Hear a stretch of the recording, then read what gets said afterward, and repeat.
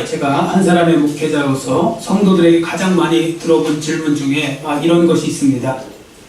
하나님이 왜 선악과를 만들어 놓으셨느냐? 이제 그런 질문이죠. 하나님이 왜 선악과를 만들어 놓으셨느냐? 여러분도 이런 질문 한 번쯤은 들어보셨을 것이고, 여러분 스스로가 한번 이런 질문을 해보신 적이 있으실 것입니다. 자, 해보신 분들만 아멘. 안 해보신 분들은 아예 관심이 없으신 거예요. 관심이 없으신 거예요. 한 번쯤은 해보셨을 거예요. 심지어 불신자들 중에도 이런 질문을 하는 경우가 많습니다. 그러니까 그들의 반론을 보면, 반론을 정리하면 대략 이렇습니다. 만일 처음부터 에덴 동산 중앙에 선악을 알게 하는 선악과를 만들어 놓지 않으셨다면 아담과 하와가 죄를 지었을 리도 없고, 아담과 하와가 죄를 짓지 않았다면 죽음이 이 땅에 들어올 일도 없었고, 죽음이 들어오지 않았다면 예수님께서 그 엄청난 고통을 당하면서 죽으실 일도 없으셨고, 뭐 그런 식으로 이제 해석을 하는 것입니다. 그렇게 이제 반론을 제기하는 거죠. 그러니까 결국 이 모든 문제의 근원은 하나님이 선악과를 만들어 놓으신 후에 그것을 따서 먹지 말라고 명령하셨기 때문이다. 결국 누구 때문이라고요? 하나님 때문이다. 그래서 하나님 앞에 다 모든 핑계를 하나님 앞에 이유를 대는 것입니다. 아마 여러분 중에도 이런 식으로 말하는 것을 들어보셨거나 여러분이 직접 이런 생각을 해보신 적도 있으실 것입니다. 저도 이런 생각을 해본 적이 있습니다. 자, 그렇다면 우리는 이러한 문제에 대해서 어떻게 답을 할 수 있을까 한번 우리가 보겠습니다. 오늘은 이 부분을 중심으로 해서 말씀을 살펴보겠는데, 먼저 선악과 문제에 대해서 바른 이해를 하시기 위해서 여러분이 먼저 알아두셔야 할 것이 있습니다. 하나님의 성품, 즉 하나님에 대해서 여러분들이 어떻게 생각하고 계시느냐, 하나님의 성품에 대해서 어떻게 생각하시느냐, 즉 하나님이 어떤 분으로 여러분들이 평상시에 믿고 또 생각하시냐에 따라서 결과적으로도 달라질 수 있기 때문에 이 부분을 먼저 살펴보는 것이 중요합니다. 다시 말씀드려서 하나님이 사람을 향해 가지고 계신 기본적인 태도가 무엇일까? 자, 그 부분을 보겠습니다. 왜냐하면 사람마다 하나님에 대한 이해가 다를 수 있기 때문이죠. 자, 한번 예를 들어봅니다. 여러분 창세기 1장에서 3장까지 우리가 본 3장까지 보실 때 하나님에 대해 여러분들 보시면 어떠한 인상을 받습니까? 하나님에 대해서. 예를 들어서 하나님은 아주 인색한 구두쇠 영광과 같은 분이다, 뭐 이런 느낌이 드십니까? 아니면 아주 권위주의에 물든 판사와 같이 그냥 막 범죄하기를 바라셨다가 범죄하면 즉각 심판하시는 어떤 그런 하나님으로 보이십니까? 자, 어떠한 하나님으로 여러분들 보이십니까? 여러분, 이 질문이 중요한 이유는요, 하나님에 대해서 어떠한 인상을 갖고 있느냐에 따라서 선악과 문제를 제대로 이해할 수도 있고 완전히 오해할 수도 있기 때문에 그렇습니다. 자, 그러면 우리가 개인적인 편견을 내려놓고 이제 말씀 속으로 들어가서 한번 우리가 좀 보도록 하겠습니다. 하나님이 어떤 분인가 우리가 이제 직접 찾아봅니다. 창세기 1장 28절. 우리가 요즘 이거 많이 읽네요. 창세기 1장 28절. 같이 창세기 1장 28절 같이 읽겠습니다. 하나님이 그들에게 복을 주시며 하나님이 그들에게 이르시되 생육하고 번성하여 땅에 충만하라. 땅을 정복하라. 바다의 물고기와 하늘의 새와 땅에 움직이는 모든 생물을 다스리라 하시리라. 아멘. 자, 이 말씀에 자세히 보세요. 하나님이 복을 주셨는데 인간에게 언제 복을 주셨습니까? 자, 언제 복을 주셨어요? 자, 인간이 무언가 잘해서 상으로 복을 주셨습니까? 뭐 잘하고 못하고를 떠나서 그 아무 상관없는, 그리고 인간의 업적하고 공로랑 아무 상관없는 그러니까 시기가 먼저 미리 뭔가 복을 주시는 것입니까? 아무리 봐도 그렇죠. 생육하고 번성하라고 했을 때 아직 번성 안 했잖아요. 땅을 안 다스렸잖아요. 아직 안 다스렸는데 이미 복을 주시고 땅을 다스리고 생육하고 번성하고 뭐 이런 어떤 그 일을 명령을 하셨죠. 그러니까 인간의 어떤 공로가 있기 전에 하나님은 복부터 주시는 분이십니다. 자, 여러분들은 누군가에게 무언가를 주실 때 무언가 결과를 보고 주시잖아요. 뭐 상을 주더라도 뭐 잘해서 상을 주는 거 아닙니까? 근데 하나님께서는 그렇게 하지 않으셨다는 거죠. 자, 좀 더 리얼하게 우리가 볼 수 있는 부분, 5장 1절 2절. 창세기 5장 1절 2절. 여기에 보시면 하나님이 복 주시기를 기뻐하시는 하나님이심에 대해서 분명하게 기록하고 있습니다. 창세기 5장 1절 2절 말씀. 같이 한 목소리로 우리 크게 읽습니다. 이것은 아담의 계보를 적은 책이니라. 하나님이 사람을 창조하실 때 하나님의 모양대로 지으시되 남자와 여자를 창조하셨고 그들이 창조되던 날에 하나님이 그들에게 복을 주시고 그들의 이름을 사람이라 일컬으셨더라. 아멘. 자, 여기 2절 말씀을 제가 언제 한번 말씀드렸는데 잘 보세요. 언제 사람이라고 일컬었어요? 사람이라고 일컬은 다음에 복을 주셨어요? 아니면 복을 주신 다음에 사람이라고 일컬었어요? 예. 그 밑을 한번 잘 보고 한번 다시 한번 보세요. 예, 복을 주시고 사람이라 일컬었죠. 이 말씀은 좋게 해석하면 이런 거죠. 사람은 원래부터 무엇을 받게 된 존재냐면 복을 받기로 되어 있는 존재예요. 그러니까 복을 받아야 사람이에요. 엄밀히 좀 말씀드리면 좀, 예. 제 말이 틀립니까? 얼굴이 다 틀린 얼굴로 이렇게 제가 이렇게 틀렸다는 표정으로 다 듣고 계시는데 잘 보세요. 다시 한번 2절 천천히 같이 읽습니다. 남자와 여자를 창조하셨고 그들이 창조되던 날에 하나님이 그들에게 복을 주시고 그들의 이름을 사람이라 일컬으셨더라. 아멘. 창조되던 날에요. 하나님이 영혼만 불어넣으신 것이 아니라, 그러니까 생기만 불어넣으신 것이 아니라 거기다가 복도 주시고 사람이라 일컬었다는 거죠. 그러니까 이게 복이 받아도 되고 안 받아도 되는 것이 아니라 원래 받는 걸로 되어 있는 거예요. 그 매뉴얼에 원래 그 복이 받게 되어 있는 거라고요. 창조 시에. 그렇기 때문에 그 부분에 있어서 생각해 보니까 참 우리는 다 복받은 사람들이고 또 복받을 사람이고. 네. 그래서 우리가 뭐 애들한테 뭐 이렇게 뭐 해도라도 뭐 그러잖아요. 이 복받을 그러잖아요. 그죠? 예, 여러분들 복받는 한 해 되시기를 바랍니다. 예, 한 해가 아니고 계속 그렇게 되시기를 축원합니다.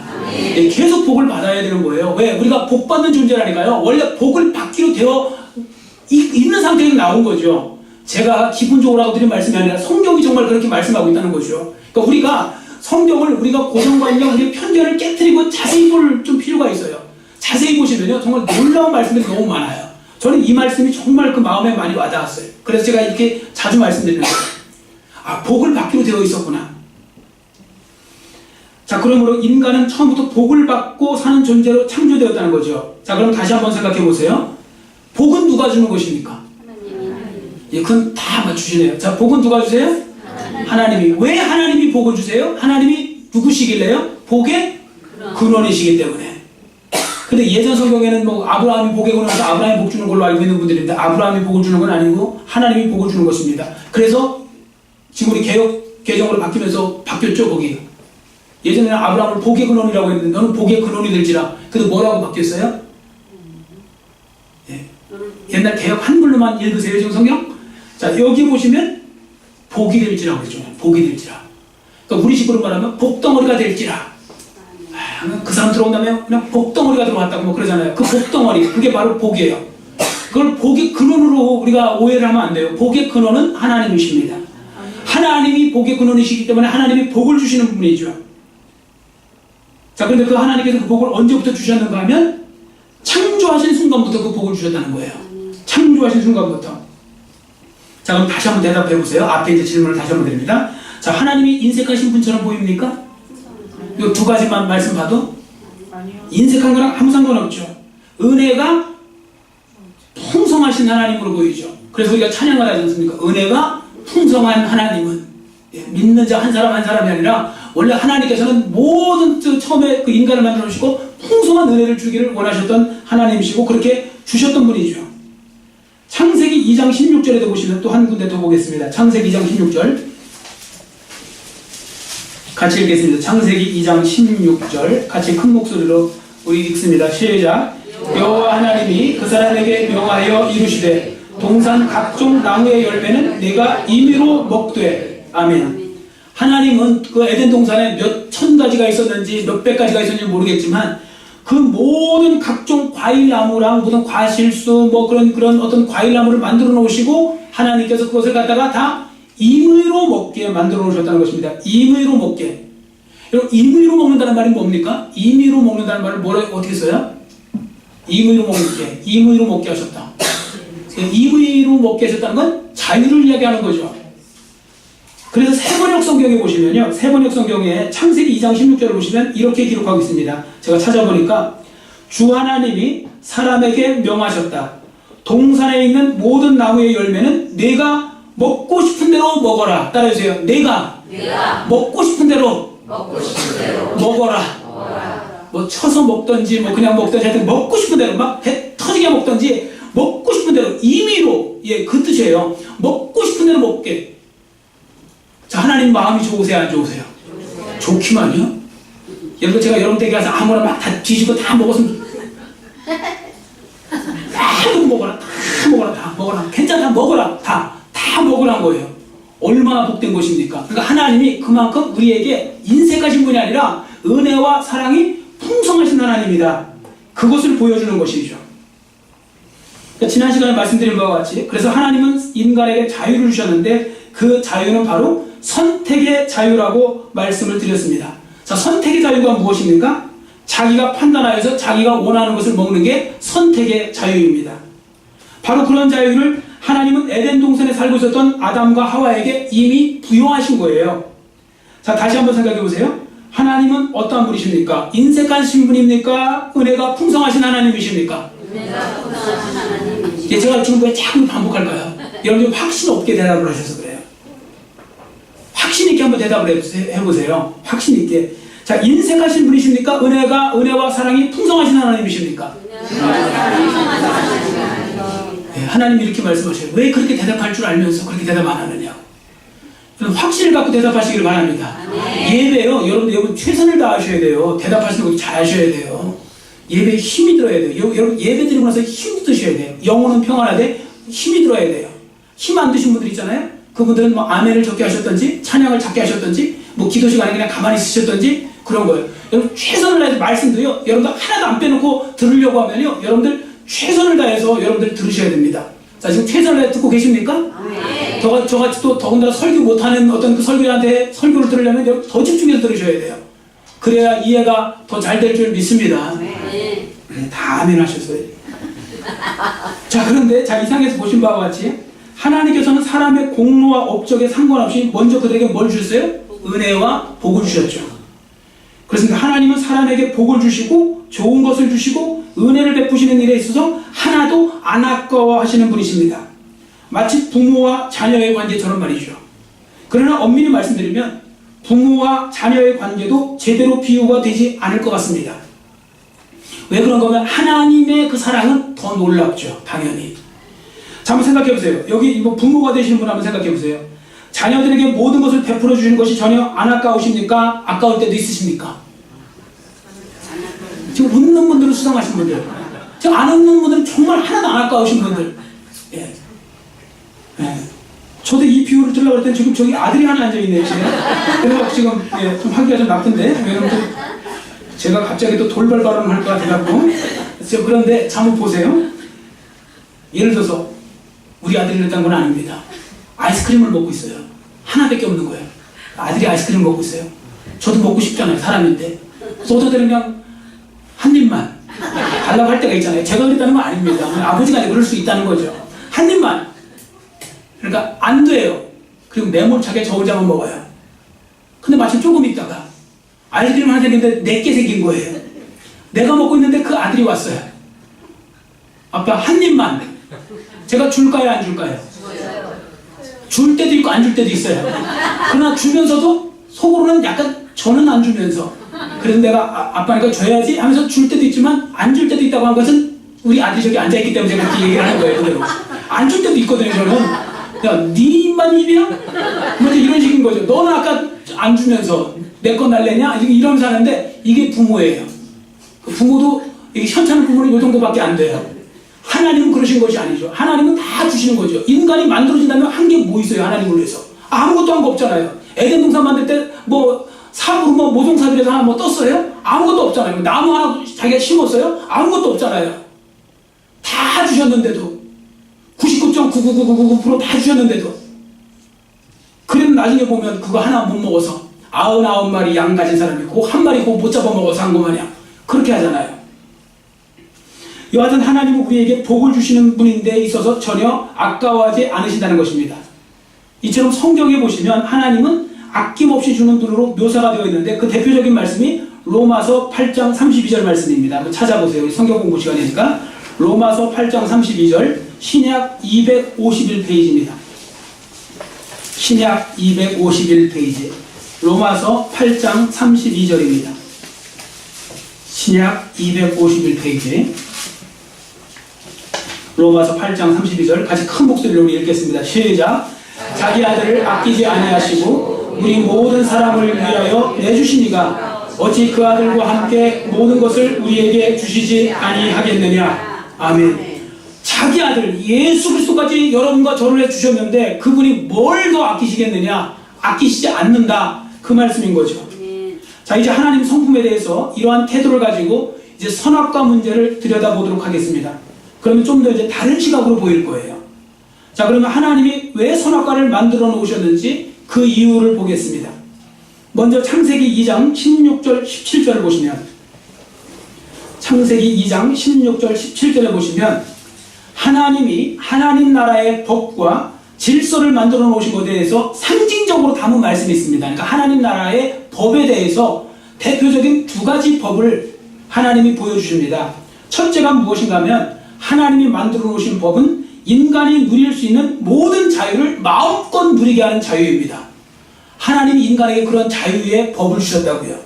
그러니까 인간은요, 하나님 안에서 얼마든지 자기 마음대로 자유를 누리면서 살 수 있게 된 것입니다. 자, 이거 분명한 중요한 거죠. 자, 16절 말씀이 그거예요. 다시 한번 읽습니다. 2장 16절 같이 읽습니다. 여호와 하나님이 그 사람에게 명하여 이르시되 동산 각종 나무의 열매는 내가 임의로 먹되, 아까 자유스럽게 먹는 거잖아요. 내 마음대로 살라는 거예요. 자, 이렇게 하나님께서는 이러한 법을 주셨는데, 그게 당연한 거잖아요. 하나님이 자유의지를 하나님 주셨는데 자유의지는 주셔놓고 자유 없이 살게 만들면 이게 뭡니까? 주시는 건 뭐하고? 우리나라랑 똑같은 거잖아요. 자동차 300km 달려놓고 아무리 좋은 차 몇 억짜리 차 타면 뭐합니까? 어차피 고속도로 나가면 110km 이상 못 달리는데. 그건 말이 안 되는 거잖아요. 그러니까 좀 그런 부분에 사실은 의미도 없는 걸 한 거죠. 300km가 달릴 데가 어디 있습니까? 우리나라에 달릴 데가 없는데. 자, 그런데 그런 것처럼 만약에 하나님께서 우리에게 자유의지를 주시고 자유롭게 살지 못하게 하셨다면 이건 문제가 있는 거죠. 근데 하나님은 그렇게 안 하시고 내 임의로 먹되라는 말씀처럼 우리에게 자유롭게 살 수 있는 그런 하나님께서 은혜를 주셨고 그런 법을 만들어 오셨다는 것입니다. 그러니까 우리는 하나님 앞에서, 하나님 안에서 자유한 사람들입니다. 믿습니까? 자유한 사람들. 자, 그런데 두 번째 법이 중요해요. 하나님이 또 아울러서 만들어 놓은 두 번째 법인데 그 법이 무엇인가 하면 선악과를 먹지 말라는 법입니다. 이 법은 첫째 법과 달리 선택이 아니에요. 이건 순종과 복종을 요구하는 법입니다. 이 말씀을 종합해서 보면 하나님이 인간에게 순종과 복종을 요구하시는 것은 딱 한 가지였고 그 나머지 모든 부분에 있어서는 자유를 주신 거예요. 그러므로 하나님이 세워주신 이 두 법을 종합해보면 인간은, 따라해주세요. 인간은 마냥 자유로운 존재가 아니라 하나님에 대한 순종과 복종의 한계 안에서 완전한 자유를 누리도록 지음받은 존재입니다. 아멘. 그러니까 여러분들 이런 표현이 어떤지는 모르겠지만 이런 거 있어요. 그게 뭐냐면 누가 얘기를 했는지 잘 생각이 안 나는데 도스토옙스키인가 그 사람이 말을 한 것 같기도 한데 하나님을 알고 하나님을 믿고 내 마음대로 행하라는 말이 있어요. 하나님을 제대로 믿어라. 그리고 내 마음대로 행하라. 이렇게 표현할 수 있어요. 하나님을 제대로 알라. 그리고 내 마음대로 행하라. 여러분 이 말씀이 이해가 가세요? 이거 맞아요? 틀려요? 이건 정말 중요한 말이에요. 정말 중요한 거예요. 여러분 하나님을 정말로 믿는다면요 법이 없어도 돼요. 왜냐하면 하나님 안에서 하나님 양심이라는 것도 하나님이 주신 법이거든요. 양심의 법.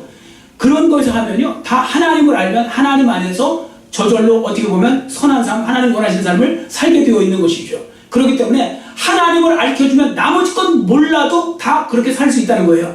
인간은요 하나님을 떠났기 때문에 온 거죠. 만약에 아담과 하와가 범죄하지 않고 하나님 안에 있었으면 인간은 이런 문제 아무것도 없었어요. 죄라는 것도 들어올 일이 없었습니다. 바로 그런 부분인 것이죠. 그 여러분 우리가 하나님을 제대로 알면 나머지 부분은 염려를 안 해도 되는 거죠. 그래서 우리가 자녀들한테도 그러잖아요. 하나님만 가르쳐놓으면 나머지는 알아서 한다고 해요. 하나님만 가르쳐놓으면, 하나님만 믿게 해놓으면. 그 원리가 바로 그것입니다. 자, 제가 이렇게 말씀드리면 완전한 자유를 누리려면 또 어떤 분은 선악과까지도 그래도 마음대로 할 수 있어야 되는 거 아니냐 이렇게 반문하고 싶은 분 계실지 모르겠지만 결론부터 말씀드리면 절대로 그렇지 않습니다. 왜 그런가 하면 역설적으로 들리실지 모르겠지만 하나님께서 두 번째 법, 이 선악과법을 주신 이유는 바로 인간의 완전한 자유를 보장하기 위해서 그 선악과법을 주신 것입니다. 그 제한을 주신 것은 완전한 자유를 보장하기 위해서 제한을 두신 거죠. 만약에 앞에 걸 두 번째 법을 갖다가 빼버리면요, 인간은요 완전한 자유를 누리는 것이 아니라 스스로 그 자유에 있어서 스스로 죄를 짓고 나중에 문제가 생겨갖고 헤어나올 수 없는 그런 아주 구렁텅이로 빠져버리게 됩니다. 여러분들 사람들 보세요. 자유라고 해도 어떤 한계 안에서의 어떤 자유가 진짜 자유를 느끼도록 만들어줘야 자유인 것이지, 자유가 나중에 자유인 줄 알고 했더니 나중에 오히려 죄악에 그냥 구렁텅이에 빠져갖고 헤어나오지도 못하면서 거기서 방탕하고 막 죄 짓고 사는 게 자유입니까? 뭐 그분들은 그걸 또 자유라고 또 하더라고요.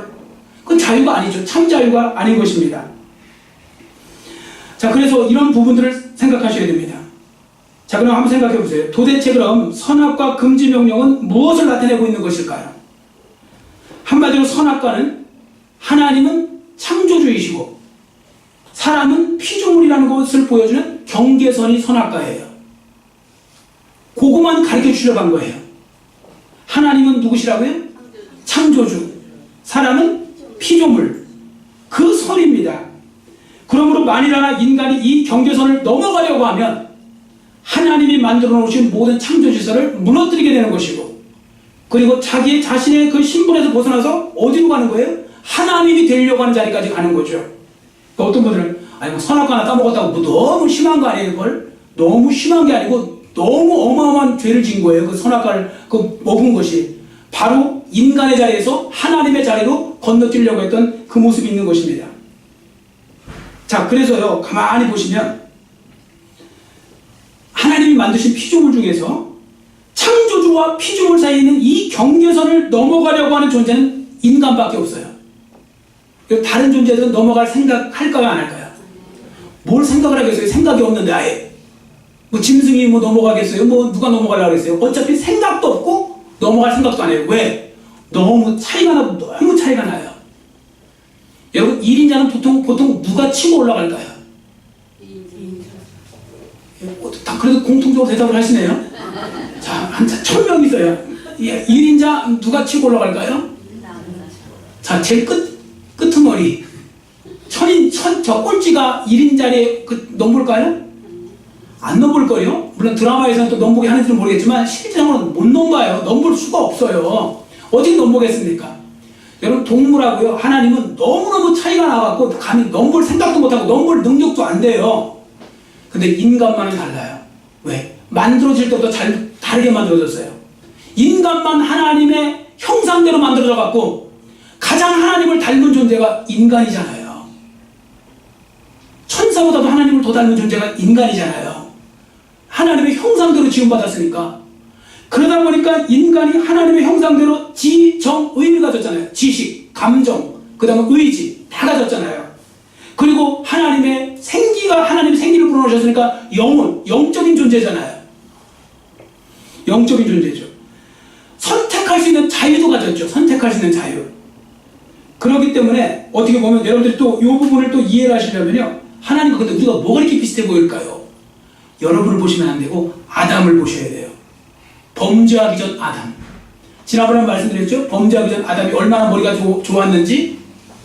근데 뭐 말씀드렸죠? 동물 이름을 갖다가 안 헷갈리게 짓고 안 헷갈리게 부르잖아요. 여러분들 요즘에 약간 이렇게 막 이렇게 정신 아리까리 하신 분들은 뭐 10개도 막 구분 막 못해서 막 헤매잖아요. 그죠? 근데 그 아담은 몇 천 마리가 그냥 새로운 족속이 지나가는데 다 이름을 불러줬어요. 너는 사자, 호랑이, 늑대, 여우 다 있는데 그 다음날도 안 헷갈리게 부르는 거예요. 그런 능력을 주셨어요. 그러니까 범죄하기 이전에는요, 제가 볼 때는 인간이 뇌를 100% 활용했을 것 같아요. 지금은 인간이 아무리 아인슈타인 같은 사람도 몇 프로 안 된다고 그러잖아요. 2%, 3%밖에 안 된다고 그러잖아요. 나머지 97%는 그냥 썩 키우고 가는 거잖아요. 그래서 하여튼 범죄한 이후로는 많이 달라진 게 많아요. 점점. 뭐가 많이 달라졌느냐면 막 수명도 줄어들고요. 점점. 이 땅의 사회의 수명도 점점 줄어들고, 그리고 막 뇌 기능이 잘 활용이 안 되는 거예요. 그래서 어쨌든 그 인간 범죄하기 이전에 아담을 보면 굉장히 머리가 좋았던 사람이에요. 그리고 정말 그 아담은 그런 부분에 있어서 보면 정말 하나님 앞에 가장 닮은 사람이었을 거예요. 그러니까 자칫해서 교만이 들어오면 슬슬 그 자리가 이제 탐이 나기 시작하는 거죠. 그래서 하나님의 대통치자가 되어서 다른 모든 피조물을 다스려야 됐던 아담과 하와가 오히려 나중에 보면 하나님의 자리를 넘보려고 하는 그런 일도 어떻게 보면 시도하게 되는 것이죠. 그렇습니다. 인간은요, 언제든지 교만이 침투해 오면 내가 하나님처럼 되지 말라는 법이 어디 있느냐, 이런 생각을 하게 돼요. 그거 우리 많이 보잖아요. 지난주에도 말씀드린 것처럼 우리가 뭐 이단들 보면 자기를 하나님이라고 하는 사람들도 우리나라에 꽤 많고, 자기를 예수 그리스도라고 부르는 사람들도 꽤 많은데, 그걸 떠나서요, 인간의 마음에 신처럼 되고 싶은 마음이 참 많아요. 여러분 TV 보면 안 느껴지세요? TV에 신이라는 말 참 많이 나오죠. 그게 신이 나오는데 거의 신과 같다. 신과 같다. 그는 이런 거에 무슨 힙합계의 무슨 신이다. 신이다. 다 신으로 올려놔요. 다 신. 그 신이 뭡니까? 하나님이잖아요. 하나님. 바로 그 하나님의 자리까지 올려놓으려고 하는 사람들이 그런, 어떻게 보면 뭐랄까요? 그런 본성이 있어요.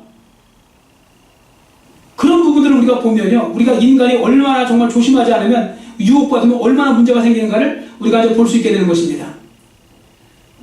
그래서 하나님께서는요, 선악과를 두심으로 말미암아 인간으로 하여금 여전히 자신이 피조물임을 깨닫게 하시고, 인간 위에 하나님이 계심을 보여주심으로 말미암아 인간이 창조 질서를 깨지 않도록 하나님께서 그렇게 제어 장치를 두신 것입니다. 그러니까 그 선악과를 통해서 인간은 깨닫는 거예요. 선악과를 보면서 뭘 깨달을까요? 내가 피조물이고 사람이구나. 그런데 선악과를 보면서 내가 저걸 먹고 하나님이 돼야지, 이렇게 생각을 했다는 거죠. 아담과 하와는. 그러니까 아담과 하와가 선악과를 따서 먹었다는 것은 단지 배가 고파서 먹을 것이 없어서 부득이 따서 먹은 것이 아니라는 것입니다. 그렇다고 그들이 무지해서 부지불식간에 실수로 선악과를 따먹었다고 여러분들 생각하세요? 실수, 따먹고 보니까 이게 선악과였네? 난 사과인 줄 알고 먹었어요? 이렇게 할 수 있어요? 없어요. 왜냐하면 의도적으로 따먹은 거예요. 의도적으로. 자, 한마디로 하나님이 되려고 그 선악과를 먹었다는 것을 우리가 알 수 있는데, 5절 말씀. 자, 본문 5절 같이 읽겠습니다. 같이 읽습니다. 너희가 그것을 먹는 날에는 너희 눈이 밝아져 하나님과 같이 되어 선악을 알 줄 하나님이 아심이니라. 아멘. 자, 여러분이 만약에 뱀으로부터 이런 소리를 들으셨다면 여러분들은 뭐라고 하셨을까요? 한번 해보세요. 예, 사탄아 물러가라 하셨으면 바로 두 번째 아담인 예수님처럼 한 거예요. 그러니까 똑같은 에덴 동산의 그 시험을, 재미를 봤잖아요, 마귀가. 그래서 어디서 또 해요? 예수님을 통해서 하잖아요, 광야에서. 거기 순서 보세요. 비슷하지. 제일 먼저 먹는 문제를 갖고 했는데, 먹는 문제 갖고 하잖아요. 그러니까 예수님이 사람이 떡으로만 살 것이 아니고 하나님의 입으로 나오는 모든 말씀으로 살 것이라 하면서 사탄아 물러가라 아닙니까? 세 가지 시험을 한 다음에 예수님처럼 그렇게 물리쳐야 될 줄 믿습니다. 네. 근데 만약에 누가 와서 내가 눈이 밝아서 하나님처럼 될 거야, 그럴 때 여러분들 유혹을 받으셔가지고, 그래 내가 하나님처럼 되지 말라는 법이 또 어디 있는가, 그렇게 생각을 하고서 그 나무를 보시면 큰일 나는 것입니다. 근데 아담과 하와는 그 나무를 보았죠. 6절 말씀 같이 읽겠습니다. 6절 말씀. 이제 사탄의 말을 듣고 난 다음에 이제 하와가 어떻게 시각이 바뀌었는가를 보십시오. 같이 읽습니다.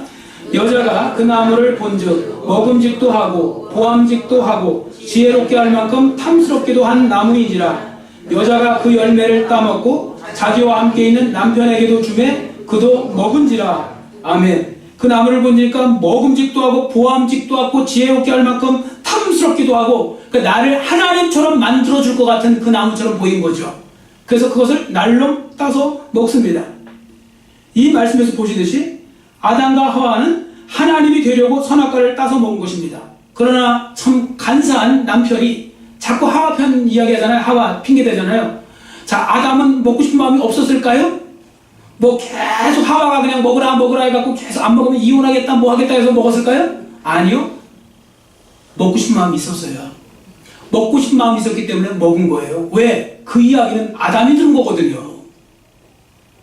여러분, 이거 먹는 날은 정령 죽으란 말을 누가 들었어요? 하와가 들은 게 아니에요. 아담이 들었다고요. 아담만 들었다고요. 아담이 가르쳐 준 거죠. 어떻게 보면 첫 번째 아담에게, 사람에게 말하는 것이니까. 그런데 이 하와가 그렇게 했을 때 안 돼 하고서 그때서라도 회개하고 나갔어야 되는데 한번 어떻게 먹어보니까 이렇게 밝아져? 하나님처럼 보여? 이제 물어봤겠죠? 뭔가 밝아졌다고 했어요. 밝아졌어요. 근데 밝아졌는데 밝아지니까 벌거벗은 게 보인 거예요. 밝아지고 보니까 악이 보이고 수치가 보이고 막 보이기 시작한 거예요. 그러니까 사단의 말은 다 거짓말은 아니에요. 밝아진 건 맞아요. 근데 사단의 거짓말은 뭐냐면 하나님처럼 될 거라는 게 거짓말이지, 밝아지긴 밝아졌어요. 밝아져갖고 어제까지는 몰랐는데 내가 벌거벗고 있는 거예요. 그래서 무화과 나무 잎으로 막 치마를 뚫는 것도 바로 그거죠. 아담도 먹고 싶어서 먹은 거예요. 먹고 싶어서. 그러므로 우리 아담과 하와는 굉장히 똑똑한 사람들이었다는 거. 그래서 그는 실수나 무지해서 먹은 것이 아니라는 것을 우리가 분명히 알게 되는 것입니다. 그러니까 하와가 자기 갈비뼈로 만들었다는 것을 너무나 이렇게 아담 보세요. 알고 있지 않습니까? 그럼 자기의 자리를 벗어나서 창조주의 자리까지 올려가려고 했던 이 생각 자체가 얼마나 하나님 앞에 도발을 한 것이고 얼마나 교만하면 이렇게 될 수 있을까요? 그 사람이요, 뭐든지 다 갖고 있고 이렇게 다 잘 이렇게 많으면요, 교만해지기가 쉬워요. 맞습니까? 사람이요, 이게 뭐든지 다 잘 되는 걸 너무 좋아하지 마세요. 어떤 분은 다 순탄하게 큰 어려움 없이 잘 된다. 하나도 좋을 거 없어요. 어떤 분은 물론 고난을 안 당해봤어요. 그런 게 고난을 왜 안 당해봐요? 당해봤죠. 근데 당해봐도요, 너무 잘 되는 것만 좋아하지 마세요. 브레이크가 없는 건 좀 위험해요. 그냥 너무 달리는 건 좋은 게 아니에요. 왜? 나중에 교만도 함께 달려요. 물론 또 너무 어려운 일이 많으면 자기도 모르게 또 믿음을 잃어버리면 열등감에 빠질 확률이 높아서 그게 이제 좀 문제고요. 그러니까 여러분, 어려움 많은 분들은 열등감을 조심하시고 너무 평탄한 분은 교만을 조심하세요. 대답을 하셔야지. 계속 제가 그 다음에 넘어갈 텐데 지금. 네. 자, 너무 잘 되면 뭘 조심하라고요? 교만을 조심하고, 너무 안 되면 뭘 조심하라고요? 열등감을 조심하셔요. 잠깐 열등감이 생겨버려요. 열등감이. 그러니까 그걸 잘 맞추는 거예요. 그러니까 우리 균형을 잘 잡아야 돼요. 시소처럼요. 열등감으로도 안 가고 교만으로도 안 가고 잘 중간을 딱 하는 것이 정말 중요해요. 그 부분을 여러분들이 잘 맞춰서 살아가는 것이 중요한 것입니다. 어쨌든 이렇게 자기 그 아담과 하와는 창조주의 자리까지 넘보려고 했던 것이고, 그 상징적인 사건이 바로 선악과를 따서 먹는 사건이 된 것입니다. 뭐 오늘도 이 부분을 다 이제 뭐 끝맺지 못해서 이렇게 하다 보니까 참 오래 걸리네요. 그러나 어쨌든 가장 중요한 문제니까, 중요한 문제 중에 하나니까 제가 이렇게 말씀을 드리는데, 분명한 사실은 이겁니다. 저를 따르세요. 크게. 하나님은 하나님이시고 사람은 사람이다. 사람이 하나님 될 수 없고 하나님은 사람이 되실 수도 있다. 예수님이 되셔서 사람이 되실 수 있지만 절대 인간은 분명한 것은 하나님은 될 수 없다. 그 부분을 여러분이 아셔야 됩니다. 사람이 교만해지면 자기 속에 하나님처럼 되려는 거만한 마음이 생겨나게 되는 것이죠. 그래서 성경은 항상 뭘 강조해요? 겸손하라. 겸손하라. 겸손을 그렇게 강조하는 거예요. 겸손하지 않으면 바로 교만한 것이 바로 다른 것이 아니라 교만한 것이 바로 하나님 자리에 가서 앉아있는 것이 교만한 것이죠. 그래서 참 어떤 때는 표현하기가 좀 그렇지만, 제가 한번 재밌으라고 말씀드린 적이 있었죠. 이게 이제 제가 직접 들었던 말씀이에요. 어떤 장로님이 해주신 거죠. 이 장로님이 그냥 이게 어떻게 은혜 중에 환상 중에 천국을 가신 거예요. 천국을 가는데 예수님이 앉아 계시네요. 얼마나 좋았겠습니까? 딱 가려는데 앞에 어떤 집사님이 가시는 거예요. 이렇게. 예수님이 그냥 얼마나 좋은지 그냥 뻘떡 일어나서 아무개 집사야 어서 와라 하고서 막 안아주시고 막 환영을 하시더래요. 야, 세상에. 저 집사님 가는데 저렇게 좋아하는 거니까 나는 그래도 제가 장로로서 얼마나 수고를 했고 이렇게 했는데 얼마나 더 반겨하실까 하고서 딱 갔대요. 그러더니 그 자리에 딱 일어섰더니 나오시지 않더래요. 근데 거기서 바로 이렇게 안아주시더래요. 수고했다고. 근데 뭐 이렇게 또 참여를 하시는가? 근데 마침 보니까 저 지금 목사님이 오시더래요. 안 일어나시더래요. 그럼 왜 안 일어나시는 거예요? 갖고 나중에 앉아서 이렇게 악수를 하시면서 잘했다, 수고했다고 그러시더래요. 그래서 나중에 여쭤봤대요. 도대체, 아니, 왜 집사님은 저렇게 뛰어나가셨고, 저는 이렇게 일어서서 하셨고, 목사님은 앉으셔서 그렇게 하셨냐니까. 저 자식은 내가 조금만 자리 비우면 이 자리를 앉으려고 해갖고, 뭐 이제 재미자고 그렇게 표현한 거죠. 무슨 말씀인지 아시겠죠? 교회에서도 직분인도 중직일수록 점점 더 조심해야 된다는 그 표현, 어떤 그런 부분들을 보여주는 것이죠. 나도 모르게 자꾸 하나님의 자리에 가서 앉으려고 하는 그런 부분들이 참 두려운 것인데 우리가 그렇게 할 확률이 높습니다. 그러니까 그런 부분들을 조심하시고 또 조심하셔야 됩니다. 그러니까 목회자 이야기만 드리는 것이 아닙니다. 다 조심하시고 항상 겸손으로 허리를 정이시고 절대로 선악과를 먹지 않으시기를 축원합니다. 오히려 생명나무가 되시는 예수님을 통해서 날마다 풍성한 생명을 누리시는 귀하고 복된 삶이 되시기를 간절히 빌고 원합니다. 기도하겠습니다.